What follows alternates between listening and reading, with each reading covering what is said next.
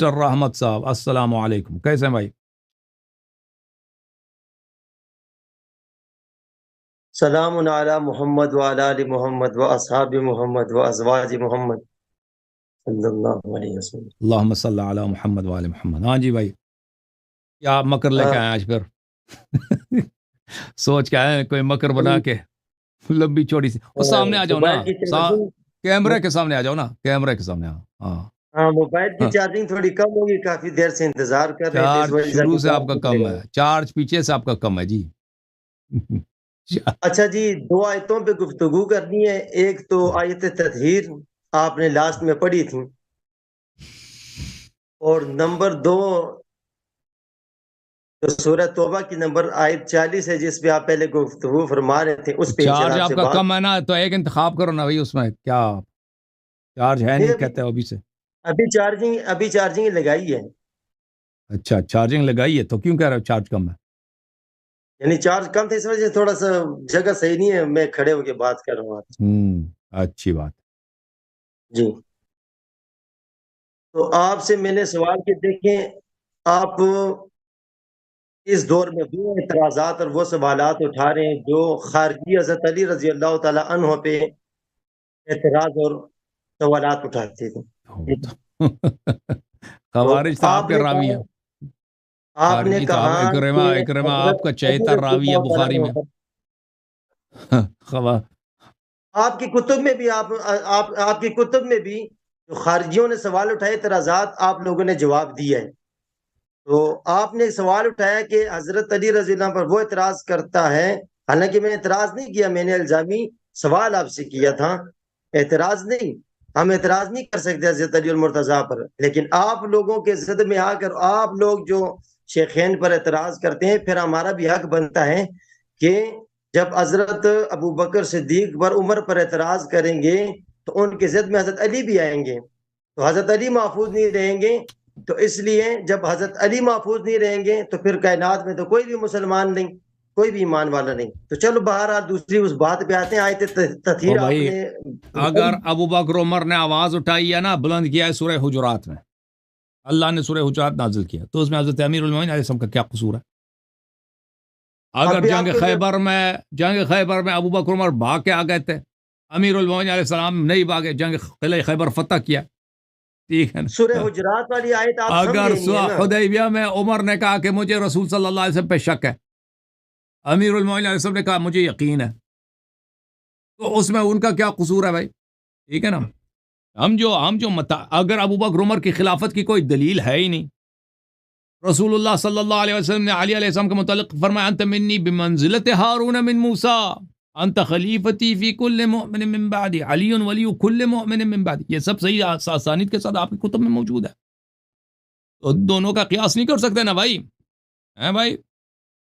دیکھیں آپ نے ابھی تیسری آیت بھی چھیڑ دی نا، تو دیکھیں اس آیت جو سورہ حجرات والی آیت ہے وہ آپ سمجھے نہیں، تو آپ تو پھر وہاں پہ ہیں کہ اگر آپ آواز بلند کرے رسول اللہ صلی اللہ علیہ وسلم کہ آواز سے اپنی آواز بلند کرے، اونچی آواز نہ کریں، تو یہ تو ان کو حکم آ گیا۔ دیکھیں جس طرح حکم آ تمام گیا نا، انبیاء کرام کا ہم بھی اللہ نے کہتے ذکر ہیں کیا، حکم آ گیا۔ 18 پیغمبروں کا، 18 نبیوں کا اللہ نے ذکر کیا، لیکن انہوں نے شرک کیا تو نہیں تھا نا۔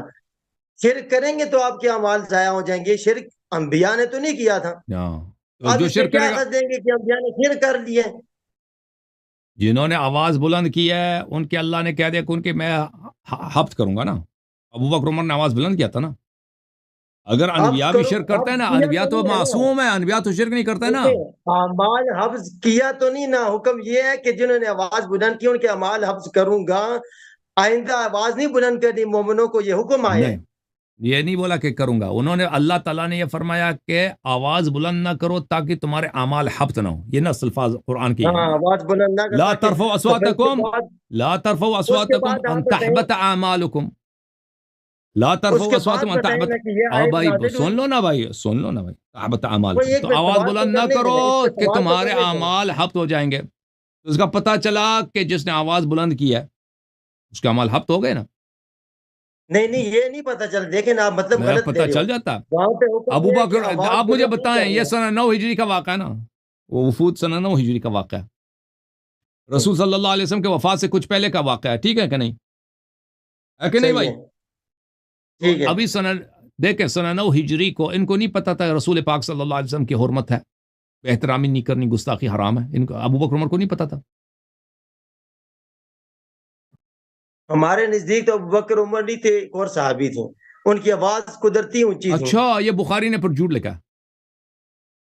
بخاری میں کوئی ساری باتیں تو صحیح نہیں ہے کہ بخاری نے جھوٹ لکھے. اچھا، بخاری میں جھوٹیا حدیث ہیں، آپ کا موقف یہ ہے؟ جھوٹی حدیث نہیں، جھوٹی حدیث بات نہیں کر رہا ہوں. آپ جو کہہ رہے ہو بخاری میں جو کہ لکھا ہے، ابوبکر عمر ہے، بخاری اور مسلم نے دونوں میں جو لکھا ہے، دیکھیں کہ یہ جو آیات نازل ہوئی ہیں، ابو بکر عمر نے آواز بلند کی ہے تو نازل ہوئی ہے نا. سر آپ بات سمجھے نا، آپ پہلے بات سمجھیں. دیکھیں جہاں پہ یوں ہے کہ آواز اونچی نہیں کرنا ورنہ آپ کے عمل ضائع ہوں گے. آپ یہ بتائیں کہ قرآن کی آیات جب اتری اس کے بعد ابو بکر عمر نے آپ مجھے سوال کا جواب دینا نا. یہ سنہ 9 کا واقعہ ہے، میں نے آپ سے سوال کیا، آپ نے میرے سوال کو جواب نہیں دیا. سنہ 9 ہجری میں ابو بکر عمر کو پتا تھا یا پتا نہیں تھا کہ رسول اللہ صلی اللہ علیہ وسلم کی گستاخی کفر ہے؟ نہیں دیکھیں آپ دیکھ، میں جو سوال کر رہا ہوں میرے سوال کا جواب دینا. نہیں، میرے سوال کا جواب دینا. میں دے رہا ہوں نا، آپ میرے سوال کا جواب دیں گے پھر آپ سوال اٹھائیں نا. میرے سوال میں وہی سوال، آپ کے سوال کا جواب ہے نا، آپ کے سوال کا جواب اسی سے پتہ چل جائے گا نا. اگر آپ کو کہتا ہے نہیں پتا تھا، ابھی دیکھو بنگال میں جو مسلمان رہتا ہے نا، اردو بھی نہیں آتی ان کو، عربی پڑھنا بھی نہیں آتا، کیونکہ ان کی جو رسم الخط ہے مختلف ہے، ان کا ہندوستانی جیسا رسم الخط ہے، ٹھیک ہے نا. وہ ادھر کسی بنگال کے جنگل میں رہتے ہیں مسلمان ہیں، لیکن ان کو پتہ ہے کہ رسول اللہ صلی اللہ علیہ وسلم کی گستاخی نہیں کر سکتے. ان کا ادب جتنا کریں گے کم ہے، ان کو یہ پتہ ہے. نہ لکھنا آتا ہے، نہ پڑھنا آتا ہے، نہ قرآن پڑھنا آتا ہے، اور وہ جنگلوں میں رہتے ہیں، ٹھیک ہے. ان کو لیکن یہ اتنا پتہ ہے، کیونکہ جس نبی کا ہم نے کلمہ پڑھ لیا، اس کے ادب، اس کا احترام کرنا، یہ تو ہر چیز سے زیادہ اہم ہے. تو آپ سے سوال ایک مرتبہ پھر یہ ہے کہ سنہ 9 ہجری کو ابو بکر عمر کو پتہ تھا کہ رسول پاک، تو بس سوال کا جواب آپ کا یہ ہے. اچھا، تو پھر اس سوال کا جواب یہ ہے میرے بھائی، سن لو اچھی طرح. ابو بکر عمر کو پتہ ہے، سن، ابو بکر عمر کو پتہ، سنیں پھر جواب دے دیں. دیکھیں سوال کہتے ہیں کہ اس کے بعد ان کو ہوا ہی نہیں ہوا نا، یہ کہہ رہا ہے نا. سن لو نا بھائی، میں یہ کہہ رہا ہوں کہ یہ قرآن کا حکم نازل ہوا اور اس کے بعد ابو بکر عمر نے آواز اونچی کی. سن لو نا بھائی، سن لو پھر، ٹھیک ہے نا. پھر سنہ 9 ہجری کو ابو بکر عمر کو پتہ ہے، یہ کیونکہ یہ بدیہی بات ہے. جیسے آپ کو پتہ ہے کہ یہ سورج ہے، ابو بکر عمر کو ضرور پتہ ہے کہ رسول پاک صلی اللہ علیہ وسلم کا احترام واجب ہے. یہ کیسے مسلمان ہے کہ پیغمبر کے کچھ مہینے وفات سے کچھ مہینے ان کو پتہ ہی نہیں ہے کہ پیغمبر کا احترام بھی ہوتا ہے، ان کی عزت بھی کرنی ہوتی ہے. یہ تو آپ نے اعتراف نہیں کیا، لیکن لوگوں کو پتہ ہے کہ رسول صلی اللہ علیہ وسلم کا احترام واجب ہے. اس سے پہلے بھی آیت نازل ہے نا، وَتُوَقِّرُوهُ وَتُعَزِّرُوهُ وَتُسَبِّحُوهُ بُكْرَةً وَأَصِيلًا، کہ رسول صلی اللہ علیہ وسلم کی توقیر اور تعظیر جو ہے یہ واجب ہے، ان کی تعظیم کرنا واجب ہے. اور پہلی بات یہ پتہ تھا ان کو. دوسری بات یہ ان کو پتہ تھا کہ کسی بزرگ شخص کے سامنے جھگڑا کرنا، بلند آواز میں بات کرنا، یہ بے ادبی ہے، یہ بھی بدیہی ہے. یہ نہیں کہنا کہ ان کو پتہ نہیں تھا. جی ابھی آپ کے پاکستان میں جو لوگ ابھی کبھی قرآن نہیں پڑھتے، کبھی سنت نہیں پڑھتے، اگر ان کی ملاقات ہو جائے کسی گورنر سے، ٹھیک ہے نا، گاؤں کے لوگ یا کسی سینیٹر سے، اس کے سامنے آواز بلند کریں، نہیں، وہ بالکل وہ جنگلی دیہاتی لوگ ہیں، بالکل بیچارے ان پڑھ لوگ ہیں. لیکن اگر کسی سینیٹر کو دیکھیں، کسی گورنر کو دیکھیں، کسی وزیر اعلیٰ کو دیکھیں، چیف منسٹر کو دیکھیں، اس کے سامنے آواز دھیمی، اس کے سامنے جھگڑا نہیں کریں گے ایک دوسرے سے، کیونکہ یہ پتہ، یہ بدیہی چیز ہے انسان کی فطرت میں. تو ابو بکر عمر کو آپ یہ نہیں کہتے ان کو پتہ نہیں تھا، آیت کے بعد انہوں نے آواز بلند نہیں کیا، آیت سے پہلے بھی ان کو پتہ تھا. دونوں چیزیں پتہ ہیں اس کو، کہ رسول صلی اللہ علیہ وسلم کی عزت کرنا، رسول صلی اللہ علیہ وسلم کے سامنے آواز بلند کرنا بے ادبی ہے. اس کے باوجود انہوں نے آواز بلند کیا، تو پتہ چلا کہ پیغمبر کو پیغمبر نہیں مانتے نا. اگر یہ رسول صلی اللہ علیہ وسلم کو نبی مانتے تو عزت ضرور کرتے. نبی کی عزت وہ نہیں کرتا جو نبی کو نبی نہیں مانتا. اگر مانتے تو خود بخود تواضع کرتے. تو اسی لیے اللہ تعالیٰ نے فرمایا کہ کفر کی نشانی کیا ہے، کفر کیا، حبط عمل ہے. انہوں نے جو آواز بلند کرے گا اس کے عمل حبط ہو. انہوں نے آواز بلند کیا تو عمل حبط ہو گیا بھائی، عمل حبط ہو گیا. ٹھیک ہے، ختم بات. یعنی اللہ کی آیت اترنے سے پہلے ان کو پتہ تھا کہ تو یہ تعبدی حکم نہیں ہے نا، یہ تعبدی حکم نہیں ہے. یہ اس طرح تعبدی حکم نہیں ہے کہ تم زکات دے دو، کسی کو پتہ ہی نہیں زکات کیا چیز ہے. اسلام سے پہلے کسی کو پتہ تھا زکات کیا چیز ہے؟ کسی کو پتہ ہی نہیں ہے. اسلام سے پہلے پتہ ہے کہ نماز ہر رکوع میں ہر رکعت میں 2 سجدے ہوتے ہیں، کسی کو پتہ ہی نہیں ہے. نبی صلی اللہ علیہ وسلم نماز سکھائیں گے تو لوگ نماز پڑھیں گے نا، یہ تو پتہ ہی نہیں ہے لوگوں کو. نبی صلی اللہ علیہ وسلم وضو سکھائیں گے تو لوگوں کو پتہ ہوگا نا کہ وضو کرنی ہے. یہ چیزیں تو لوگوں کو پتہ نہیں، لیکن بعض چیزیں پتہ ہیں. نبی صلی اللہ علیہ وسلم کی عزت کرنی ہے، بے عزتی ان کا نہیں، جائز نہیں، یہ سب لوگوں کو پتہ ہے. بنگال کے جنگل میں جو لوگ قرآن نہیں پڑھتے نا، حدیث نہیں پڑھتے، ان کو پتہ، سن لو ان کو پتہ ہے. پھر یہ بھی پتہ ہے کہ کسی بزرگ کے سامنے آواز کرنا بے عزتی ہے، بے احترامی ہے، یہ بھی پتہ ہے. تو یہ جہل کا آپ عذر نہیں لا سکتے یہاں پر. ٹھیک ہے. جو 18 پیغمبر کا تذکرہ اللہ نے کیا، تو کیا نبیوں کو پتہ تھا کہ یہ شرک ہے، ہم شرک کریں گے تو اعمال ہمارے حبط ہو جائیں گے؟ قرآن کی آیت سے پہلے، حکم سے پہلے نبیوں کو پتہ تھا. بالکل پتہ ہے. نبی صلی اللہ علیہ وسلم کبھی کافر ہوتا ہی نہیں ہے. اس طرح نہیں ہے کہ اللہ تعالیٰ نے کسی نبی کو، بھائی اللہ تعالیٰ ایسے لوگوں کو نبی نہیں بناتا جن کو توحید کا پتہ ہی نہیں ہے نا. کافر کو اللہ نے پکڑ لیا، اس کو توحید کا پتہ ہی نہیں ہے کہ بھائی یہ شرک جو گناہ ہے، اللہ نے اس کو نبی بنا دیا. اب اس کو سکھانا پڑتا ہے. پہلے نبی بناؤ پھر اس کو توحید سکھا دو کہ بھائی اللہ ایک ہے. یہ تو تمہارے میں ہے نا پٹھان صاحب. قرآن کہہ رہے ہیں نا کہ اگر آپ شرک کریں گے، قرآن تو یہ کہہ رہا ہے نا، لئن اشرکت لیحبطن عملک، اگر شرک کرو گے تو تمہارا عمل حبط ہو جائے گا. تو اگر نبی صلی اللہ علیہ وسلم نبی صلی اللہ علیہ وسلم کبھی مشرک بنتے تو ان کا عمل حبط ہو جاتا، لیکن کبھی انہوں نے شرک نہیں کیا. ابو بکر عمر کے متعلق فرمایا آواز بلند کرو گے تو تمہارے عمل حبط ہو جائیں گے. تو اس نے آواز بلند کیا نا، تبھی حبط ہو گیا. وَأَنْتُمْ لَا تَعْلَمُونَ، کیا فرمایا؟ لا ترفعوا اصواتكم فوق صوت النبي صلى الله عليه وآله وسلم ولا تجهروا له بالقول كجهر بعضكم لبعض ان تحبط اعمالكم وانتم لا تشعرون. قرآن نے خود کہہ دیا، تمہارا جواب دے دیا.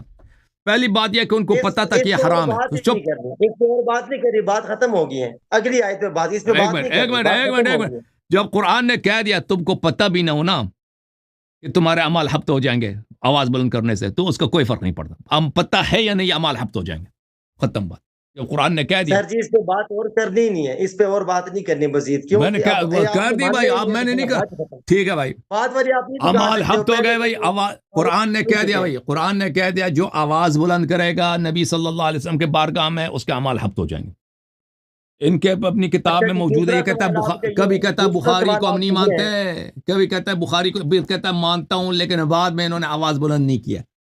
وہی صاحب بخاری میں لکھا ہے کہ ان دونوں سسروں نے نبی صلی اللہ علیہ وسلم کے بارگاہ میں بے احترامی کی، آواز بلند کیا.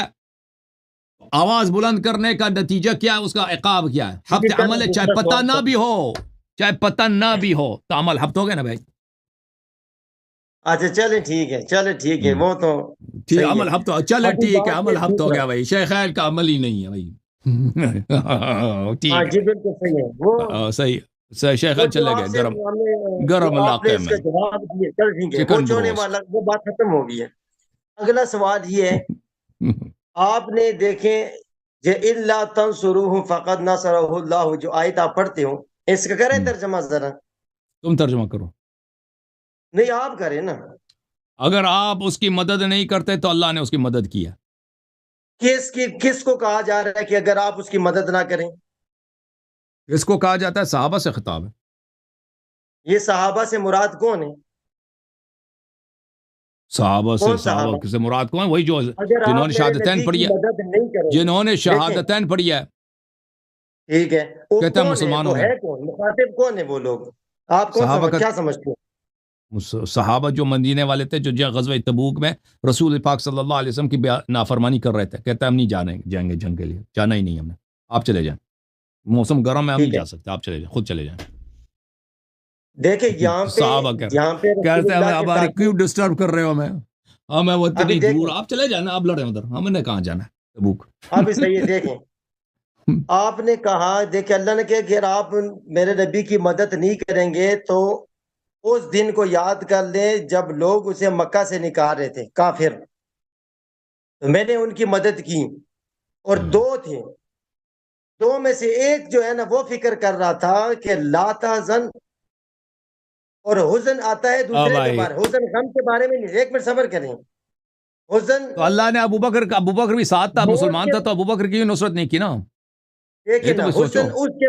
حسن وہ نہیں ہوتا ہے کہ موت کے بعد بندہ غم کرے، نہیں، حسن آتا ہے دوسرے کا فکر کرنا. تو ابو بکر کو رسول اللہ کی فکر تھی، ساتھ جو ساتھی تھا اس کو فکر رسول اللہ کی تھا. بات سمجھے، اس کی مثال دیتا ہوں آپ کو، آپ مثال سمجھے. ابھی حضرت موسیٰ علیہ السلام کا واقعہ قرآن میں موجود ہے. جب دریا کے کنارے پہنچے، اس کے ساتھی کہنے لگے کہ ہم پھنس گئے، آج ہماری خیر نہیں. ان کو اپنی فکر پڑی، موسیٰ علیہ السلام کی نہیں. اب دیکھیں، سوال میرے یہ ہے کہ موسیٰ علیہ السلام کے جو ساتھی تھے وہ منافق تھے، مومن تھے یا کافر تھے؟ ان کے ساتھ مدد آئی اور فکر ان کو اپنی پڑی، موسیٰ علیہ السلام کی نہیں. اور یہاں پہ جو ساتھی ہے ابو بکر صدیق کے، آپ خود مانتے ہیں کہ وہ ساتھی ہیں. تو یہاں پہ آیا جی کہ آیت تو پڑھو نا، موسیٰ علیہ السلام والی آیت پڑھو نا. اور ان اللہ معنا. اب یہاں پہ دیکھیں، یہاں پہ آتا ہے جی موسیٰ علیہ السلام کو اور ان کے ساتھی کو دریا نے راستہ دیا، 12 راستے دیے، ٹھیک ہے. یہاں پہ رسول اللہ صلی اللہ علیہ وسلم کی اللہ نے مدد فرمائی. آپ بالکل کنفیوز ہو، آپ کنفیوز ہو، اس کا کس سے کیا تعلق ہے؟ کنفیوز نہیں، بات پوری سمجھیں، کنفیوز نہیں، آپ کو مثال سے سمجھا رہا ہوں. جو موسیٰ علیہ السلام کے ساتھی تھے مومن تھے یا کافر تھے؟ یہ سوال کا جواب دیں مجھے. حضرت یوشع بن نون علیہ السلام تھے نا، مومن تھے نا، ان کے ساتھی تھے نا. بالکل ان کو اللہ نے دریا میں راستہ دے دیا ہے. اور اللہ رب العزت نے غار کے اندر ایک ساتھی ہے نا، ایک ساتھی ہے جو دریا کے کنارے گئے تھے حضرت خضر علیہ السلام سے ملنے، اس کی بات کر رہے ہیں؟ حضرت یوشع بن نون علیہ السلام کی بات کر رہے ہیں یا نہیں؟ ہاں، وہ تو نہیں، وہ تو بنی اسرائیل تھے نا، اس میں منافق، اکثر منافق تھے وہ. اچھا، تو منافق سنیں، ابھی آپ نے کہا یعنی موسیٰ علیہ السلام کے جو ساتھی تھے منافق تھے. اکثریت منافقین کی تھے. چلو جی، یہ نئی بات آ گئی ہے، چلو زبردست ہو گئی. سب جو ہے نا، سب نے بچڑے کی عبادت کیا. آیت میں جو منافق ہیں وہ آیت پڑھے ذرا، کس آیت میں؟ جب انہوں نے بچڑے کی عبادت کی یا وہ منافق نہیں تھے؟ نہیں، جو موسیٰ علیہ السلام کے ساتھ ہیں وہ ان کی ذکر کریں نا. وہی وہ کون، کس نے بچڑے کی عبادت کی؟ عجیب جاہل آدمی ہے. داڑھی کس لیے رکھی تو نے؟ موسیٰ کے صحابہ ہی نے بچڑے کی عبادت کی ہے. سامری موسیٰ علیہ السلام کے صحابہ تھا. وہ پہلے لشکر بعد میں تھا. کس کا لشکر؟ موسیٰ علیہ السلام کے پاس کہاں لشکر تھا؟ وہ بنی اسرائیلی تھے جنہوں نے بچڑے کی عبادت کی ہے.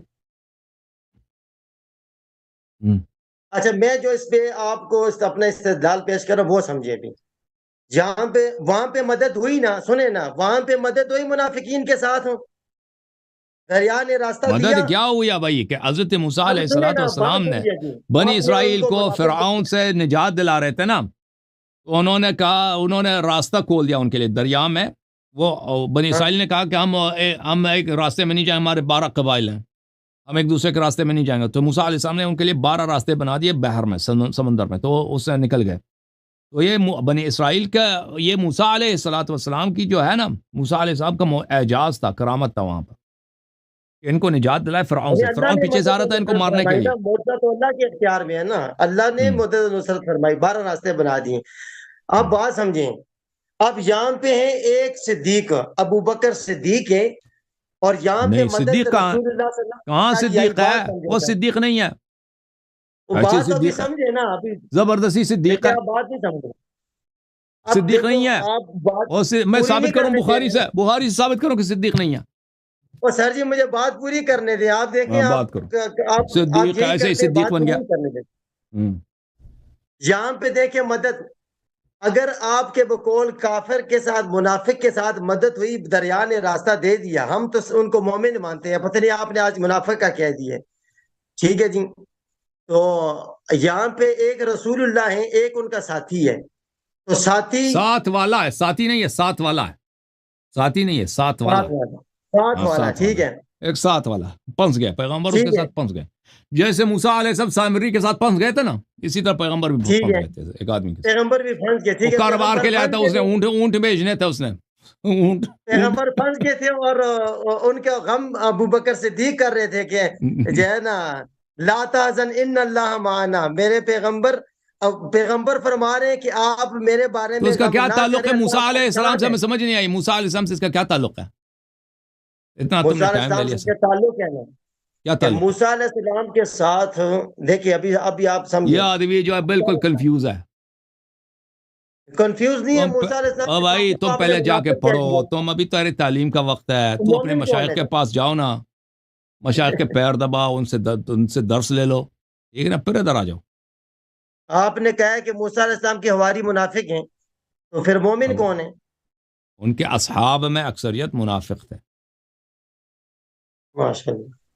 ہاں جی، تو آیت تو قرآن کی کوئی پڑھے نا کہ وہ منافق تھے، اکثر کوئی آیت پڑھیں بہت کہ زیادہ موسیٰ علیہ ہے السلام کے حواری منافق ہیں، کوئی آیت پڑھیں۔ منافق.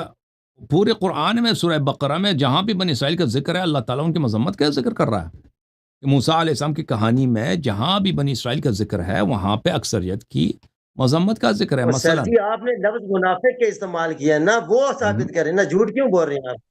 میں ابھی بتاتا ہوں. اور سر جی ایک بھی انہوں نے منافق کا لفظ بولا ہے، سر جی دیکھیں اب یہ بات کو ثابت کریں نا، آپ بڑی کتابیں اٹھاتے ہیں، میں ذرا بتاتا کتاب ہوں ابھی. اللہ اٹھائیں۔ مثلا سورہ بقرہ میں بہت زیادہ ہے. شخص کو قرآن کا پتہ ہی. تم نے کیا پڑھتے ہیں کیا ہو لڑکے رحمت اللہ، کیا پڑھتے ہو؟ سر جی وہاں کے اچھا منافق بھی ہو تو مدد آئی نا ان کے اوپر۔ اور بھائی پڑھتے کیا ہو؟ کیا کام تمہارا کیا؟ کچھ نہیں داڑھی رکھا پڑھتے ہے ہیں، ادھر. بس ہم بس فری گھومتے رہتے ہیں سر جی۔ پھر ٹائم نہ لو، خدا حافظ، فری جاؤ. اچھا، بنی اسرائیل کے متعلق اس کو پتہ ہی نہیں. اعوذ باللہ من الشیطان الرجیم. دیکھیں اللہ تعالیٰ قرآن مجید میں بنی اسرائیل کے لیے کیا کیا فرماتا ہے. وَإِذْ قَالَ مُوسَىٰ لِقَوْمِهِ إِنَّ اللَّهَ يَأْمُرُكُمْ أَن تَذْبَحُوا بَقَرَةً. حضرت موسیٰ علیہ السلام نے اپنے قوم، اپنے اصحاب سے کہہ دیا اللہ کا حکم ہے کہ ایک گائے تم ذبح کرنا اللہ کے راستے میں. قالوا اتتخذنا ہزوا. اس نے پیغمبر سے کیا کہ تم ہماری مذاق اڑا رہے ہو؟ اس میں کون سی مذاق ہے بھائی؟ ایک نبی اللہ ہے، ایک رسول ہے اللہ کی، اس نے اتنے عظیم معجزات لے کے آئے، ٹھیک ہے نا. یہ راستے پہ چلتے تھے تو اللہ ان کے سر پہ سائل ڈالتا تھا. اسی بنی اسرائیل پر ان پہ من و سلوا نازل ہوتا تھا، ان کے سمندر ان کے لیے ٹوٹ گیا راستے میں، فرعون غرق کر دیا اللہ تعالیٰ نے. تو موسیٰ علیہ السلام نے کہا کہ ایک بقرہ ایک گائے کی کیا حیثیت ہے بھائی؟ کہتا ہے تم ہماری مذاق اڑاتے ہو. یہ منافق ہے کہ نہیں ہے؟ موسیٰ کے قوم نے ان سے کیا کہا کہ تم آپ ہماری مذاق اڑا رہے ہیں. یہ خود در حقیقت موسیٰ علیہ السلام کی مذاق اڑا رہے تھے، مسخر کر رہے تھے. یہ نفاق ہے کہ نہیں بھائی؟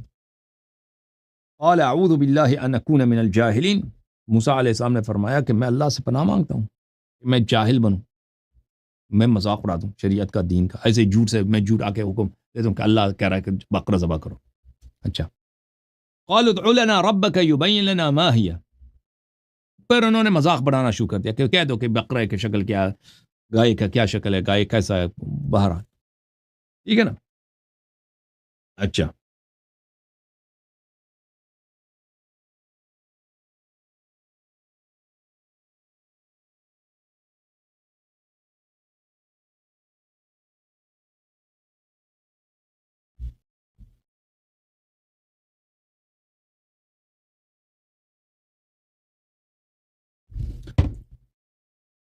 پھر فرمایا